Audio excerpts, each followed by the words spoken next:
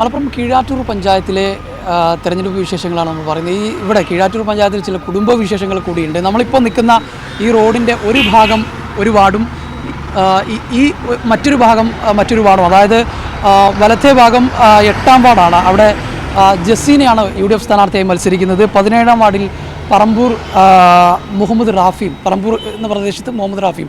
ഈ രണ്ട് വാർഡ്, ഈ റോഡിനപ്പുറവും ഇപ്പുറമാണ് രണ്ട് വാർഡ്. ഈ രണ്ട് വാർഡിലും ഭാര്യയും ഭർത്താവുമാണ് മത്സരിക്കുന്നത് എന്നുള്ളതാണ്. അവരിപ്പോൾ പ്രചരണം നടത്തിക്കൊണ്ടിരിക്കുകയാണ്. വീടുകളിലൊക്കെ പ്രചരണവുമായി മുന്നോട്ട് പോയിക്കൊണ്ടിരിക്കുകയാണ്. റോഡിൻ്റെ അപ്പുറം ഇപ്പുറം ഭാര്യയും ഭർത്താവും മത്സരിക്കുന്നതല്ലേ? അതെ അതെ. ഈ രാവിലെ തന്നെ പ്രചരണത്തിന് ഇറങ്ങുന്നുണ്ട്? അതെ, 7 മണി 7:30 തുടങ്ങും. ഒരുമിച്ചാണോ പ്രചരണത്തിന് പോകുന്നത്? ഒരുമിച്ചാണ്, നമ്മൾ ഒരുമിച്ച് ഇറങ്ങും. പക്ഷേ രണ്ട് വാർഡാണല്ലോ, അപ്പോൾ സ്കോഡുകൾ വേറെ വേറെ ആയിരിക്കും. പരസ്പരം അറിയുന്ന ആളുകളൊക്കെ തന്നെയാണ്? അതെ അതെ, ഒക്കെ നാട്ടുകാരനാണ്.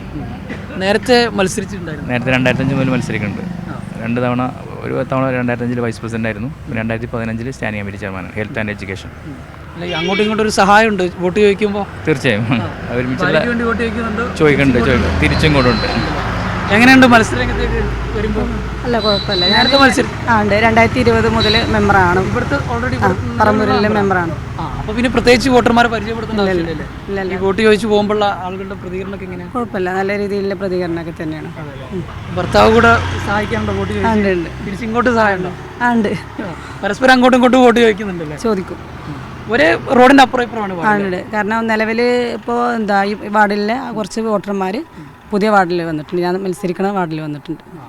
ഈ പറമ്പൂർ 19 മൈൽ 8-ാം വാർഡ് എന്ന് പറയുന്നത് പുതിയ വാർഡാണ്. ഇപ്പോൾ അപ്പോൾ അതിലേക്ക് ഇവിടുന്ന് പഴയ പറമ്പൂരിൽ നിന്ന് ഇപ്പോൾ അവർ മത്സരിച്ച വാർഡിൽ നിന്ന് ഒരു 10-350 വോട്ടോളം അങ്ങോട്ട് പോയിട്ടുണ്ട്. അപ്പോൾ ഇവിടെ ഒരു വീട്ടുകാര്യം കൂടിയാണ്. ഈ രാവിലെ രണ്ടുപേരും ഒരുമിച്ച് ഇങ്ങനെ ഇലക്ഷന് പ്രചരണത്തിന് ഇറങ്ങുമ്പോൾ വീട്ടിലെ കാര്യങ്ങളൊക്കെ അത് കുറച്ച് ബുദ്ധിമുട്ടുണ്ട്, എന്നാലും അത് അഡ്ജസ്റ്റ് ചെയ്ത് പോകുന്നുണ്ട്. ഓക്കെ. എപ്പോഴൊക്കെയാണ് പ്രചരണത്തിന് ഇറങ്ങുന്നത്?